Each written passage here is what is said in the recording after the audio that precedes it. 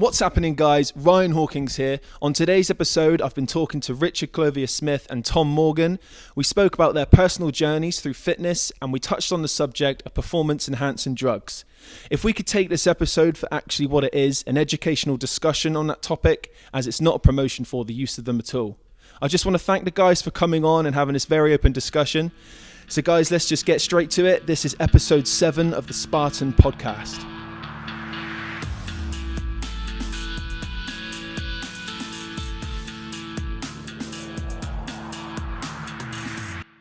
Okay, cool. Well, I started training when I was 16. Just went to the local kind of sports centre gym, as most young guys do really. Bit of bicep curls, bit of chest, bit of shoulder press, ignore legs altogether. Yep. All of that stuff really. Didn't have a clue what I was doing. Go to like Holland and Barrett, get some protein shake, that kind of stuff. Just plod along like you do for a couple of years. Nice. And just kind of over the years researching it a bit more, learning about kind of strength training, bodybuilding, just slowly building up my physique as I went. When I was younger, I did play quite a lot of sports, tennis, rugby, so I did train to become fitter and better at those sports. Oh, good. But to be honest, most of it was more just for the look of it really, just to become bigger, stronger, look better, really. I found when I joined the gym, for the same reason as you, just wanted to get bigger, just doing those isolated movements, just like arms and stuff like that. And then when I started doing more like functional stuff, I realised how squatting and deadlifting makes you stronger. Exactly. As you said, you get more muscular and more of an athletic look as well. Exactly. That. I mean, over the last few years, I'd say the last probably 3 or 4 years, I've been properly working on the compound lifts. So it's mainly kind of dumbbell shoulder press, squatting and deadlifting. They're my staples. Every kind of workout I do will have one of them in there. Yeah. I found when I first met you, obviously you were doing more of the strongman stuff anyway, weren't you? Yeah, definitely. About over a year ago or so, wasn't it? Yeah. So about a year and a half I was now when I started doing that. You're still doing it now? Or? No, not really. I mean, obviously with the whole isolation thing at the moment, I'm training in my garage at home. I've got about 200 kg of weight plates, so I can still get a fair workout in, but you can't really get your strength gains on with that kind of stuff. Deadlifting, just wrapping it out and squatting and the like. But yeah, you can make do, but I'm not focusing on strength training right now. I don't think you can really if you're working from home anyway, you know what I mean? It kind of is what it is. Exactly. Kind of muddling along, just do what you can do really. Yeah. I'll throw it over to you, Tomo. Same sort of question. Oh, yeah. So I weirdly I wasn't interested in any kind of sport or physical activity at all. Well, you're not? When I was I was actually quite a fat kid. All I was interested in doing was playing on my Super Nintendo in my bedroom. I went through all of school pretty much like that. I was one of the nerds. I got bullied quite badly. And it wasn't until the last year of school I started getting into football. I started playing after school, so I'd go up the local pitch and sort of have a kick around with the lads, and started really enjoying that. And then I just sort of naturally lost weight through exercise. So, and I wasn't interested in the fitness side of it. I didn't understand about the fitness side of it and nutrition or anything. I just wanted to run around the pitch with my mates, and that helped me lose all the weight initially. And then I I don't know what really happened. It was like I just sort of clicked with it. I went to college after school, and I did a year at college, and I got into boxing randomly. Set up like a little gym in my mum's garage because I was still living at home, and I had a little bench. I had the old York weights, the plastic weights. I had a punch bag, and I had this, that, and the other. And I used to go in there, and again, like Rich said, I had no idea what I was doing. I had this little poster that came with the dumbbells I bought, which had like a little workout plan on it. No idea of form or reps or anything, and I just sort of followed this program and did that for a while. And while I was doing it, I decided I wanted to join the army completely out of nowhere. Don't know why. And I pursued that. So then I started going out and running a lot more, getting my fitness up for that. Carried on doing my weights and stuff. So yeah, and I did that. So I went and did the whole military thing and went through the army. Done that. Came out, left the army, and then sort of fell into martial arts. So that was my next kind of thing.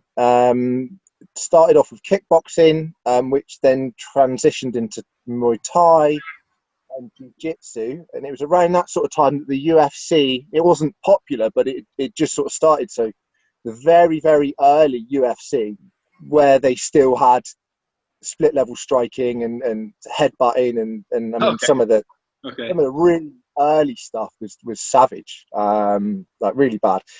And I joined a gym, funnily enough, I believe it was actually called Spartan in Exeter on York Road.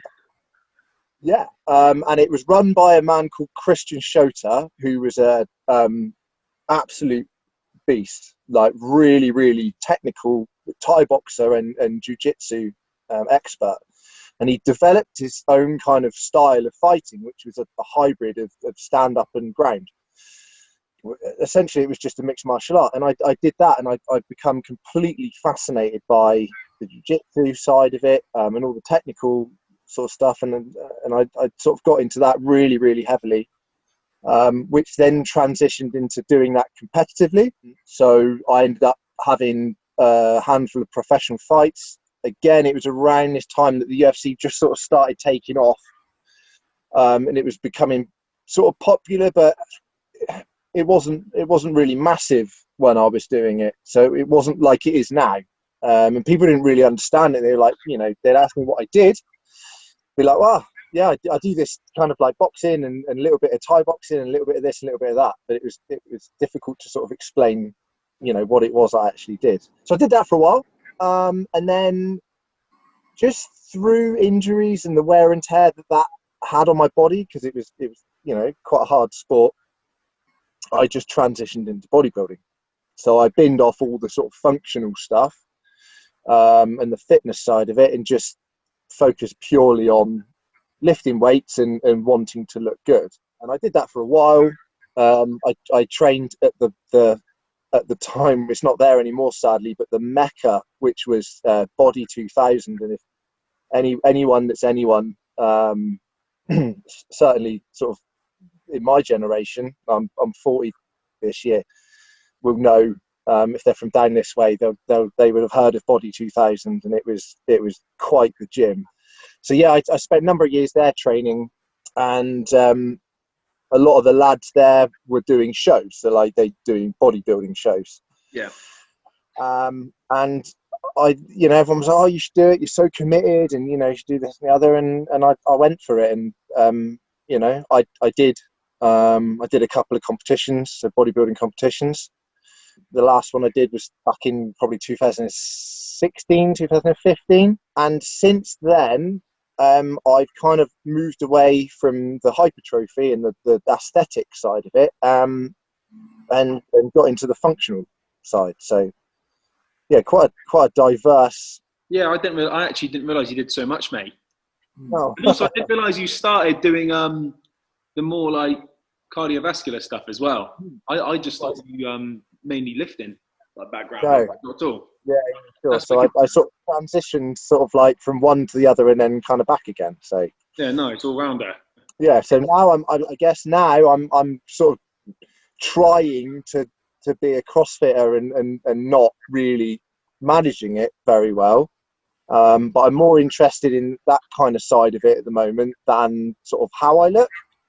Yeah, I get you, mate. At the moment, I kind of don't have a goal. I'm just kind of training to look as good as I can and feel as good as I can. I'm not really competing or doing anything. I'm just doing it because I want to do it, which I quite like, to be fair. That's the personal goal, isn't it? And I think that's really important. Yeah, it's just obviously the lifestyle of it. As long as you've got like a reason to kind of like go to the gym and work out. And I think for me, I don't know why, but I always kind of questioned sort of myself. Like, why am I doing this? Like, why? Like with the MMA, like, why the fuck am I don't know if we're allowed to swear on this. Yeah, fine. Why am I putting myself through this? You know, like I'd go to work and I'd come, you know, after work and I'd spend 2 hours getting punched in the face, and it was kind of like, you know, and I enjoyed it. I really enjoyed it. But the enjoyment wasn't enough for me. I think I needed like a reason almost. It was like, and that's why I've always competed at whatever I've done. I've always sort of, you got a thing to go towards. totally. Yeah. And even now, I mean, I know there are only small competitions that I've sort of done the last sort of couple of years, but I kind of feel like I've always got to have something to train for, like an event. Yeah, I get you completely there. I would just talk about, I'm just looking at the board. Obviously, it's a bit of a grey area. We've had quite a lot of requests to discuss it, but the things with like performance enhancing drugs, it's always going to be in every aspect of fitness, in every area of fitness. It's going to be there somewhere. And obviously, you guys have got some personal experiences with those. So I didn't know if you could kind of give us your reasonings for taking them or having anything to do with them. When I say reasonings, I mean like obviously doing it for an actual reason, for a purpose. And when you did do it, did you do any much research and stuff like that? Because for me personally, I don't know squid about them. So I've never done them in my life. The only supplement I've ever touched is whey protein and creatine. I've never touched anything else. So I find the aspect of it really interesting. But I do know there's obviously loads of kids out there who take it for the absolute wrong reasons and don't do any research, etc. Tomo's just been speaking. So if I throw it over to Rich, I didn't know if you could kind of expand on that. Yeah, definitely. Well, when I first tried something, so I was early 20s, and like I said, a young kid, and I went into it for all the complete wrong reasons. I just thought, I've heard of these, they make you massive, I'm going to be ripped, I'm going to be huge, I'm going to look great. So off I went, ordered some test and debo, got it online, God knows where, some shady website. Eventually it turned up like a month later. I thought, oh, this is a great idea, I'm going to stab this in me. So off I went, I did that, I got bigger, had great success. But then I finished the cycle, it was probably, maybe 10 weeks, 12 weeks, something like that. Didn't do anything after that. My training slipped away a bit, diet slipped away, and then all the gains I've made just vanished again. So then I kind of think, well, this is pointless. Why am I bothering doing this? So then didn't touch them again for years. Research, as I got more into training, understanding it more, understanding the whole kind of steroid side of things, later in my late 20s, I was probably 27. I reckon I'm 29 now. So I was probably about 27. I thought, yeah, I'm going to try and dabble again, but kind of look into it properly and actually understand what I'm taking, why I'm taking it, and yeah, go from there, really. So again, I ran, what did I run that time? I think it was just test on its own. Okay. It worked well. When I came off properly. So running PCT. So it just kind of helps your body get back online, really. So when you're running something like test, your body's natural level of test will just crash. Your body stops producing it because it's already got plenty of artificial tests in there. So then when you stop running it, you've got zero test, or as good as zero test in your system. And it takes a little while for your body to realize that and start reproducing the test all over again. Yeah. So that's why when people, like young guys, they'll run something, they get all these gains and they'll just stop it. They'll lose most of their gains almost straight away because they just haven't got the test in their system to maintain it. So Can I just jump in? Of course. As well. Talking about obviously when you're coming off cycle, I think that's a lot of the reason why some of these things have such a bad reputation, because people don't do their research. They'll put all of these peds in their body for 10, 12, 16 weeks or however long, and then just stop and then wonder why they feel like shit. You know, their sort of mental state is altered. You know, it's like Rich said, that your natural levels are suppressed. So if you've not got testosterone in your body, then you're going to start producing estrogen. Now, you know, as a man, you don't want that. So you're going to have psychologically the impact that's going to have on you of oh, I don't know, you know, the time and time again you hear people saying, oh, you know, oh yeah, I did this and I did that and I stopped taking it, and then I don't know why, I just don't really feel like I'm into my training at the moment, and I've got no like drive. Well, it's because you've got no testosterone anymore. Sorry, I didn't mean to hijack you, Rich, but like, yeah, I mean, like you do. It blows my mind that you hear it so often. People complaining about, you know, them losing their sort of like motivation and all of this sort of stuff, and it's when like it's easy to, when you actually say it and understand it makes sense, but at the time, especially when you're younger, you're not interested. All you want to do is well, you know, of course it is. Like a short. Well, put it that way. Rich just actually said when he first dabbled in it years ago, that was the reason why, to get bigger. That's exactly what I did. Yeah, I didn't look into it properly. The second time round was obviously to aid the training as well. Yeah, I would say I took it in the right way for the right reasons. Perfect. Second time round, yeah. First time round, I just wanted to look better, get more muscular, all of that. Which, I mean, if you want to do it for that, fair enough. It's your own body, do what you want, type of thing. But really, I think you should have a proper reason for taking it. Yeah. So I was getting into my strength training, and I wanted to get bigger and stronger. I mean, obviously, there's always that vanity point that's there, where you want to look better, look more muscular, all of that. That's always going to be there. Well, for me, it is anyway. Yeah, I don't think there's a person on earth who doesn't do any type of training for the, you know, to look good. Everyone in the world wants to look good. So exactly, yeah, it's just nature, really, isn't it? It's just how you want to be. But yeah, I think because when I started up again a couple of years ago, I was taking it for a purpose, I suppose. I looked into it properly. I understand it a whole lot more now. I mean, it's such a minefield. I don't think anyone truly understands it inside out. There's always going to be bits and bobs you don't quite get or you can't get your head around. But I mean, as long as you're sensible about it, then I think that's the main thing. Keep your head screwed on when you're doing it, really. Don't go nuts. Yeah. It's very easy to be tempted to think, oh, I took this, that worked well. What if I double that? It's going to work twice as well. If I add this in as well, and then you're on that slippery slope where it all goes terribly wrong. Yeah. No, of course. If I throw it over to you, Tomo, obviously the same question again, reasonings and stuff like that. So I didn't actually get into it till quite a bit later on in life. I sort of, without wanting to sort of go into it in great detail, all through the sort of like MMA kind of time career, if you like, I don't know if it's the right sort of word to use for that, but never touched it, and it was never really discussed. There were a number of guys at the gym that I trained at which were using PEDs, and they were sort of quite open about their use. And I think in any gym, some more than others, you're going to find that there's always a handful of guys and girls that are using, performance enhancing drugs. And that reason may range anything from just wanting to look good, or, there were guys sort of that were competitive.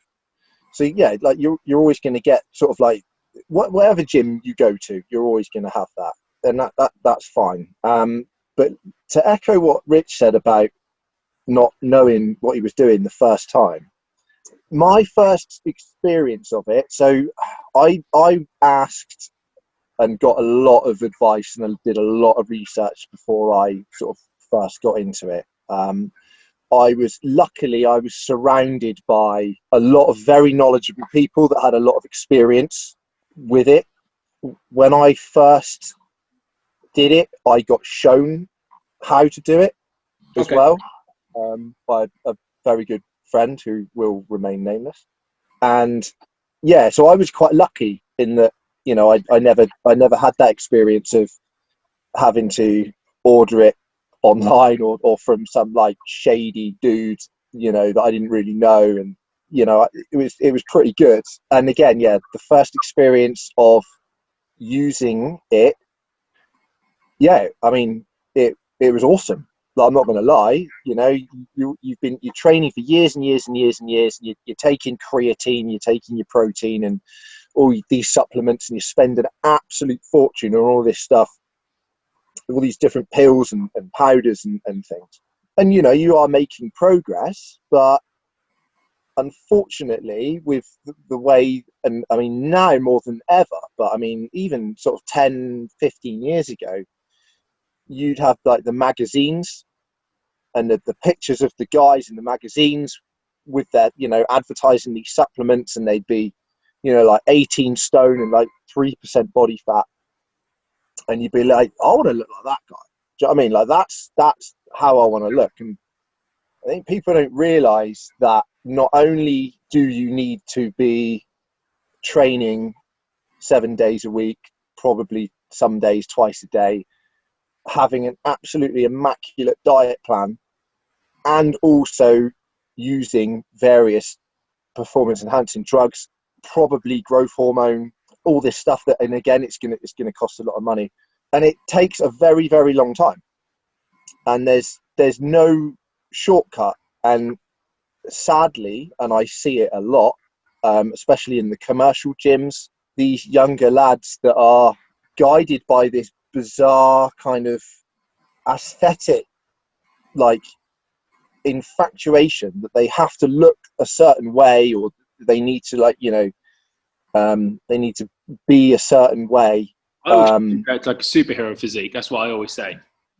And it's kind of like everyone, is trying to attain this almost impossible goal. And a lot of people don't realize the time and the effort and the dedication that goes into it. And before you even consider taking steroids, you need to make sure that you've been training for years. You've got a very good understanding of your training. You've got your diet, and your nutrition needs to be squared away. And you want to be doing that for, 3, 4, 5 years before you even think about turning to the dark side, if you like. And same sort of thing with actors and with models on these magazines and in films. What a lot of younger people, I doubt, even really realise is that you got Men's Fitness magazine, Men's Health. The people on the cover, they probably were training, doing whatever they were doing to get on that cover. They looked like that for that day, if you get what I mean. Absolute peak. So you're not going to look like that all the time. I don't think people we're going to digress slightly if we want to start talking about guys that are looking in absolute peak condition, because I've been there, and I know what it takes to get down to insane low levels of body fat, and for a competition. And I also know that it isn't sustainable. It's sustainable for maybe like an afternoon, it takes it. So it took me 3 to 4 months of constant solid training and dieting on the foundation of a good physique and training of 10, 15 years. So there's the foundation. And then on top of that, there's 3 months of very tuned training and nutrition and steroid use on top of that to look like I needed to look for an afternoon. And then within a week, it's gone. I probably looked okay afterwards, but it was, not competition level. So you see the photographs of these guys. They trained and dieted for 3 solid months to look like that. For one day, they have the pictures taken. They'll probably have 50 or 60 photographs taken, and then they'll drip feed those photographs throughout the year on their feed. Yeah, of course it is, mate. But why wouldn't you? And then obviously then that has this negative effect. And it's great, fantastic, well done. You've achieved something. Yeah, it's difficult to get into that condition. Well done, you. But what that then does is have a negative effect on the 20,000 young lads that are then following that person, that think, shit, that guy looks amazing. I want to look like that. how do I look like that? Yeah. And then that soon, very, very quickly, from going to the gym and lifting weights and training, start talking to a few people. It's like, oh yeah, you know, then you chat to the big lad at the gym, and then, you know, he's like, oh yeah, well, you know, I'd take this and that. And then, you know, if you want, I can get that for you. It's, Yeah. you know, Just expanding on what you said then, Tom, as well, with the younger boys as well, they won't know that these models, people doing these competitions and that, you know, I'll ask you both now, and you as well, Rich. I assume, especially if you're doing it for a competition or something, I assume, mate, there's going to be the come down afterwards isn't nice. I can imagine it takes a toll on you mentally, because you put all this effort in for, I don't know how long, I don't know how many months you do it for. You do the competition, it happens, and then afterwards, you're not going to look like that for a while unless you do another competition or anything. So I didn't know, same thing with you, Rich. I know you didn't actually do any competition, you know, like on stage or anything, but after you stopped taking them or anything, I didn't know if you had any. Yeah, definitely. I mean, I think that's all part of the slippery slope with taking PEDs.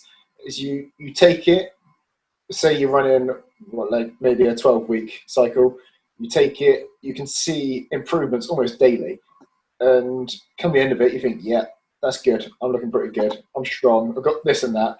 But then you stop it, and you will lose some of those gains. You can't just keep hold of them. It just doesn't work like that. Same as if you know, I'm only taking normal supplements, but if I stopped going to the gym, I'd feel horrific. Yeah, exactly. Exactly. 1,000. Yeah, I mean, you've got to a certain level by using the PEDs, so you're bigger than you've ever been, you're leaner than you've ever been, and then that slowly trickles away. I mean, not completely, but it doesn't stay at that kind of peak level. So then you kind of think, wow, this sucks. I don't want that. I might jump on again, and then on you go again. But you haven't given it very long between your cycles when you should give them X amount of time. And then you're onto that whole slippery slope and think, well, why should I even bother coming off? Did you get any like side effects or anything? Experience any? Because for someone who doesn't know too much about it, all I hear is the really apparently it makes you a little soldier, gives you a little soldier and stuff like that. I don't know much side effects. I think back acne was a side effect. Yeah, back acne. Yeah, I mean, it's different for everyone. Oh, you got it. Back acne. It's different for everyone. Yeah, I imagine. Me personally, I don't get any kind of back acne or any kind of spots on my face or anything. I bizarrely get a few spots on my forearms. Okay. Which is odd. Don't know why on earth I get that. Yeah, that's, for me personally, that's about it, really. I don't. And then I run a very mild dose, so I'm not going nuts. Obviously, the more you take, the more sides you're going to get. Yeah, of course you're right. I'm right down on the levels, really. So my side's always going to be pretty low. Yeah, I just discovered normal gym goers, if you mention steroids to anybody, that, you know, they've got the first three things, their side effect. Yeah, do you know what I mean? But I guess there's absolutely loads. Yeah. Have you ever experienced any side effects, Tom? Or? The thing is, mate, as well, and you say this is something else that I feel needs to be covered. It's, you say steroids and it's just blanket statement. Yep. Steroids.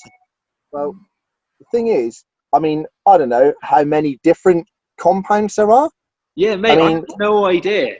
It's insane. Off the top of my head, I could probably give you 20 different things. Each one of those will do something different to your body. Your body will react differently to each one of those. Now, that also includes side effects. Yeah. So it really depends on what you're taking, how much you're taking, how frequently you're taking it, you know. But then I think also, how is your lifestyle? You know, how is your nutrition when you're taking steroids? Are you going out at the weekends and drinking 10 pints of lager? Because that's not going to do your skin any good. You know, are you smoking like 20 or 30 fags a week? And it's I think if you're going to make the decision to do it, and I'm absolutely not advocating it in any way whatsoever. In fact, if I could go back and do it again, I would never choose to do it. It was something that I sort of fell into at the time, and it was something that I felt necessary to achieve the goal that I wanted to achieve. But when you talk about side effects, yes, certain drugs will have side effects. They're very much like caffeine will have a side effect, alcohol will have a side effect, tobacco will have a side effect on your health. Of course it will, because it's a drug, and there will be different types of side effects based on the different types of things that you're taking. It's difficult to say, because while I was using, I was in a kind of a slightly altered state of mind because of the diet that it was such an extreme diet that it was affecting my sort of daily life. Okay. My judgment, if you like. So yes, I think probably it had an impact, but I think it went hand in hand with what I was doing at the time as well. Yeah, of course. So I couldn't pinpoint it and say, oh yes, I took this, and it did that. The other thing with it, normally when you will run what we call a cycle or a stack, it's normally more than one compound. So you won't just be taking one thing. It will normally be 2 or 3 different things at the same time, because they work in harmony with each other. Yeah, I get you. So, for example, you would have a testosterone base, and then you would have your DECA on top of that. But each one of those things will affect your body differently and give you different side effects. So I mean, do your research, but take everything that you hear and read. Yeah, that's and the thing, because it's such a grey area. Oh, it's crazy. It's such a grey area. No one knows anything about it, and I believe a lot of people think it's a bottle of one thing. If you get what I mean, I think that's what a lot of people probably think. Equally, sort of worrying is the amount of these keyboard warriors that you see on forums talking about, oh yeah, I took 600 milligrams of this and I did 500 milligrams of that, and I took them 3 times a week and every other day, and blah blah blah blah blah. And they're these faceless people, and people are going on, and I've had people come to me and they're like, oh well, I read on this website that I should be taking this. And I'm like, right, okay, and who is this person? Yeah. Like, who's this person? I know it's the hell out of me, mate. It could be a 9-year-old boy on his mum's laptop typing this shit. Yeah. And people are genuinely going on these places, and they're taking advice, then they're ordering these things, and they're injecting them and into their body, and it's worrying, man. Scary. Do you know what I mean? Absolutely scary. Absolutely terrifying, and yes, performance enhancing drugs have a terrible reputation, and rightfully so, but you could say the same about an alcoholic. Oh yeah, mate. It's literally, it's very acceptable to, on a weekend, get absolutely annihilated. It's acceptable. You go out fighting, if you know what I mean. Yeah. It's okay. It's fine. And how many medically documented cases of death are there related to alcohol? When you compare that to the amount of deaths related to steroids. It's just because alcohol is just so accepted. And coming from, I hardly drink, so I'm not a massive drinker, so I don't like the effects of alcohol on people anyway. No, I've had bad experiences in the past, personally, and also I won't go into it, but in my life with alcohol and what it can do to people. So I very much don't partake in it, which kind of leads me on to these guys that are going to the gym, 4 or 5 times a week. They're taking whatever things that they're taking and swallowing these tablets and injecting these things in the body and they really have very little idea on the side effects and the negative impact that these things are going to have on them. Yeah. And then they'll go out and they'll drink 30 units of alcohol at the weekend. Yeah, exactly.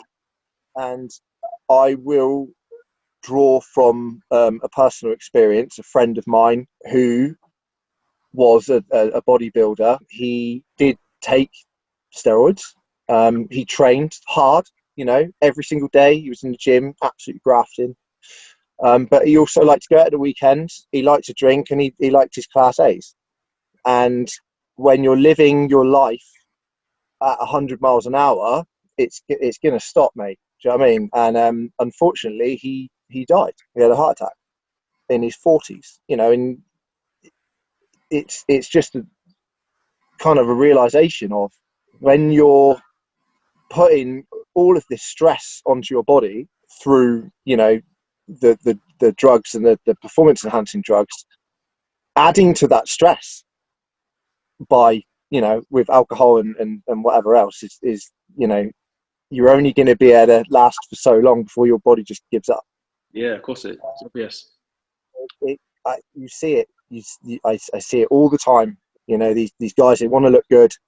They'll take the shortcut because let's face it, it's easy just to sort of jab 600 milligrams of test into your ass cheek, twice a week, and lift some weights and sort of to look good in a t-shirt.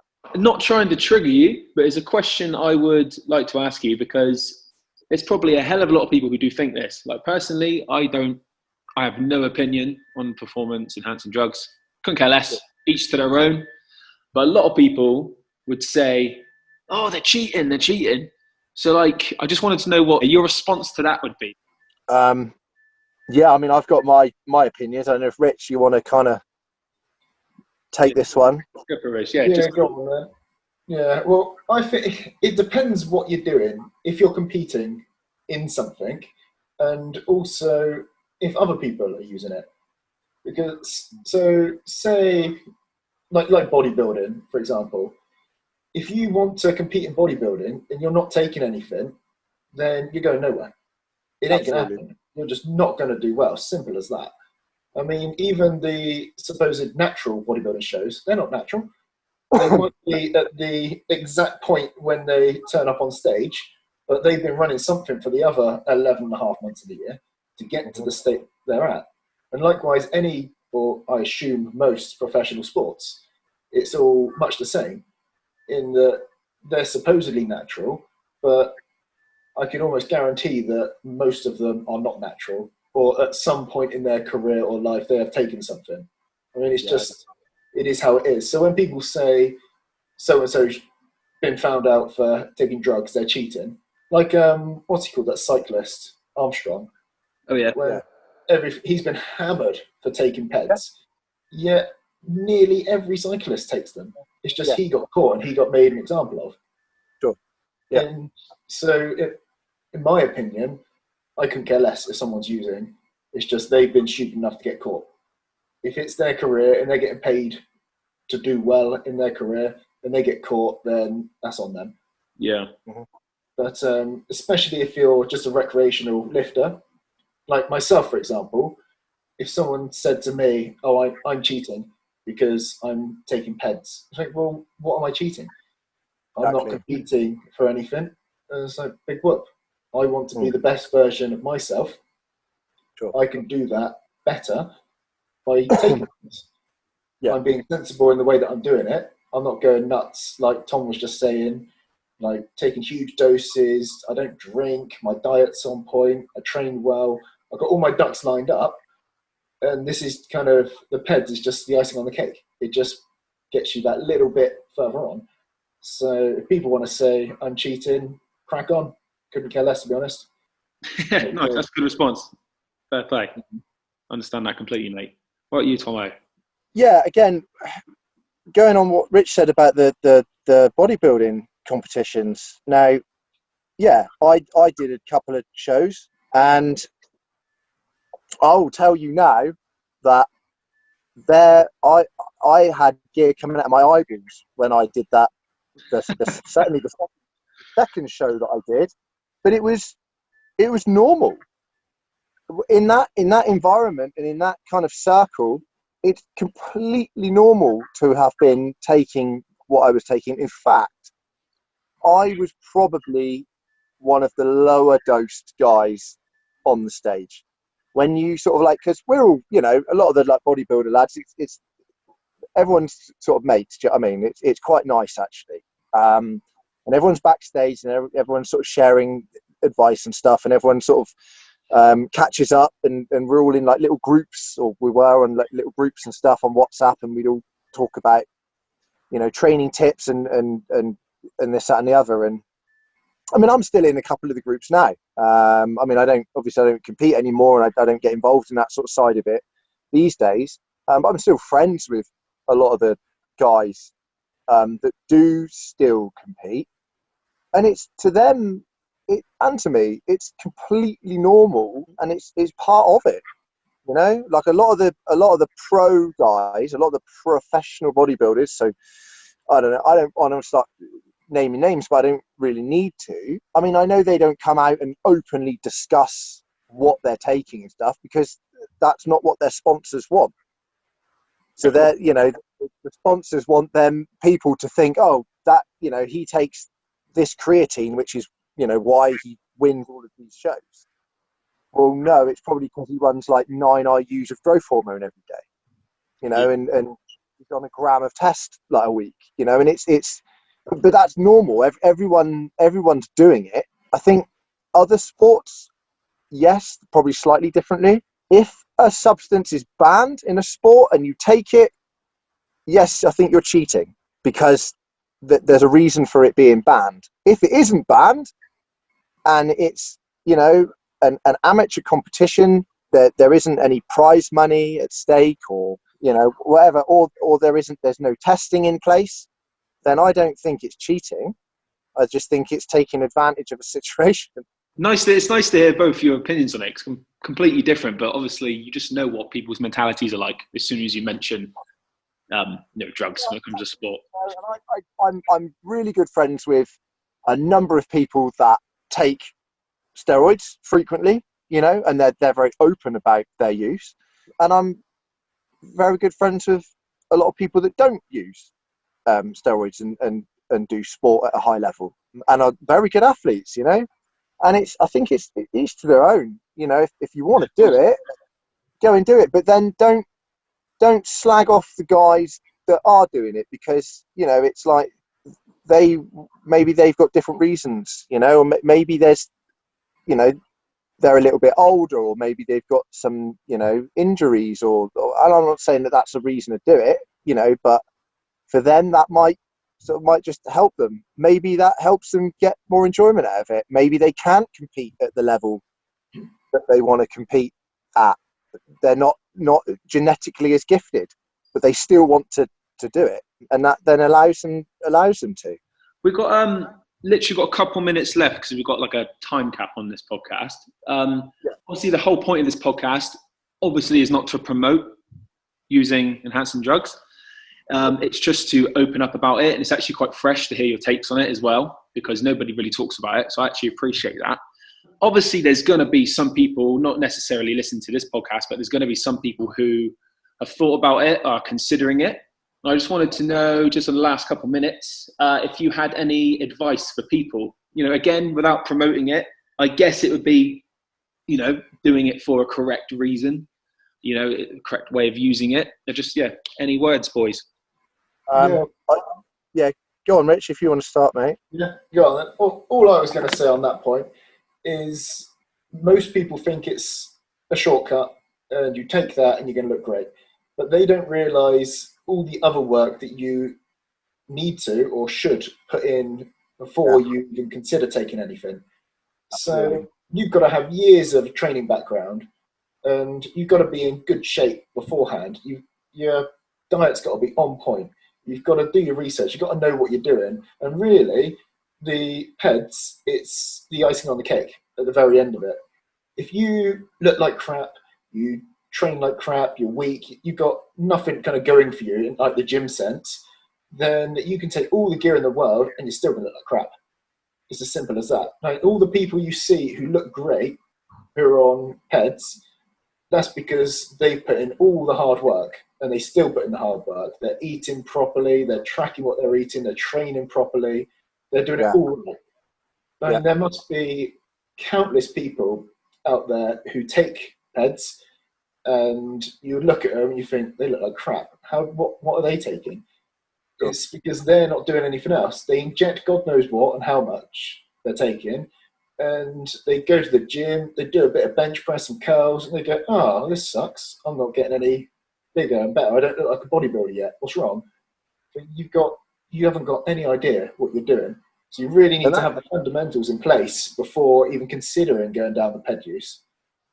So with regards to advice, to sort of like the newer guys that are getting into it and interested, I've had people come to me and say, oh, hey mate, I want to achieve this goal. So I want to like gain muscle, lose body fat, you know, the usual. What do I take to do that? And I've had that's a very common thing that people will come to me and ask, what do you think I should take so that I can look like this or achieve this? So first of all, you don't want to take anything. You need to, like Rich said before, your nutrition needs to be absolutely bang on, and you need to be training hard, probably 5 or 6 days a week. But you need a foundation. It needs to be there. You can't just say, I want to look like this, I'm going to take this to look like it, because it won't work. So before you even consider it, and I'm not advocating the use of drugs, but if you're going to do it, make sure that you spend years getting a foundation of training and nutrition knowledge. Then once you have that, then maybe spend another year or two doing your research into steroids before you even consider going down that road.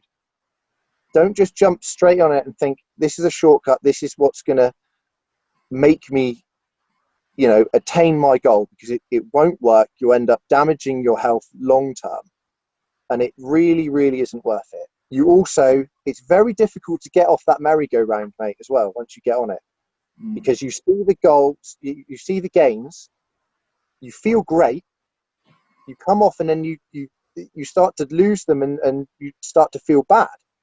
Yeah, so you think, well, new norm, I guess. I'm just going to get back on it again, and then before you know it, you're running sort of like, you know, 6-month cycles, and then again, the long-term damaging effects that will have will be massive. So get your training sorted out, get your nutrition sorted out, do your research.